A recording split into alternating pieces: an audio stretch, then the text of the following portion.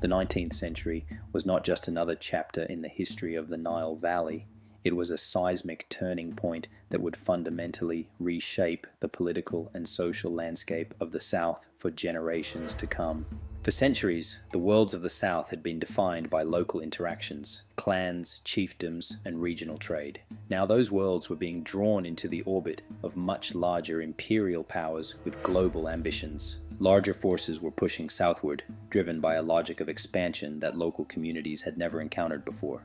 For many in what is now South Sudan, this expansion did not arrive as progress. Instead, it arrived as a wave of state-backed violence, economic extraction, and pervasive fear. The invasion was the brainchild of Muhammad Ali Pasha, the Ottoman viceroy of Egypt. He sought to transform Egypt into a regional superpower, and he saw the South as a vast reservoir of resources to fund his vision. His primary goals were twofold. First, a steady supply of military manpower, enslaved soldiers for his modern army, and second, the legendary gold mines he believed were hidden within the southern interior. In 1820, an invasion force equipped with modern artillery pushed south. While the north fell quickly, the consequences for the south were immediate as raiding parties began to plunder the region for cattle and captives. Outside, power reached more forcefully into southern lives than ever before. This was not a conquest of settlement, but one of extraction, where human beings became the primary commodity of an expanding imperial trade. By the mid-19th century, a system of fortified trading camps, known as zaribas, was established deep in the interior. These were often run by merchant princes who commanded private armies, effectively becoming states within a state. The impact on southern societies was profound. The Jeng and Nat, pastoralist groups deep within the Sud wetlands, faced repeated raids for their cattle and their people.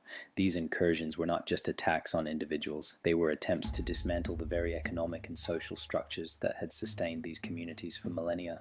In 1838, European pressure helped open the White Nile to more navigation. But commerce did not replace coercion. In the South, trade and raiding were often two sides of the same coin. Yet, conquest was never easy. The South possessed a natural defender, the Sud, meaning barrier in Arabic. This massive wetland of floating vegetation and shifting channels blocked river navigation for decades. Resistance to Ottoman Egyptian rule, known as the Turkiya, was far stronger in the South. Geography, distance, and the determination of local communities who fought, fled, and adapted made sustained control near impossible. By the 1880s, the Turkiya was collapsing.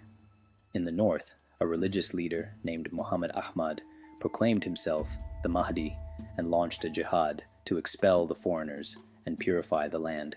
Resistance was not only military, it was geographic and social.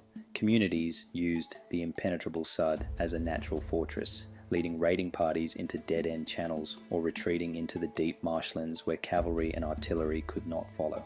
This endurance transformed the South into a bastion of defiance against northern expansion. The Mahdist state ruled for 13 years, but for the South it brought little relief. The era was marked by continued raiding, famine, and war, resulting in a devastating decline in the southern population. Britain, concerned with the security of the Nile, moved decisively into Sudan. In 1898, after the technological slaughter of the Battle of Omdurman, General Kitchener's forces overthrew the Mahdist regime. In 1899, the Anglo-Egyptian condominium was established. This unique arrangement shared sovereignty between the British Crown and the Egyptian Khedive, but in practice, Britain held the reins of power. One specific point of tension on the 1956 map was the 14-mile area, a strip of land south of the Bahr el Arab River, a traditional grazing zone for the Rizegat. Its administrative status in 1956 remains a point of friction between the modern Sudans, illustrating how even local grazing rights became high-stakes geopolitical markers. Colonial rule would not solve the region's divisions, it would reorganize and institutionalize them. Policies like the closed district ordinances would eventually segregate the South, planting the seeds of future conflict.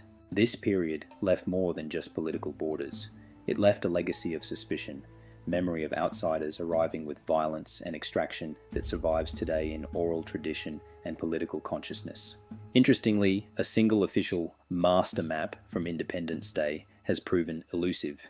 Researchers have had to reconstruct the 1,250-mile long border using over 300 colonial-era sketches and district records. This missing map mystery adds another layer of complexity to the legal and political heritage of the region today.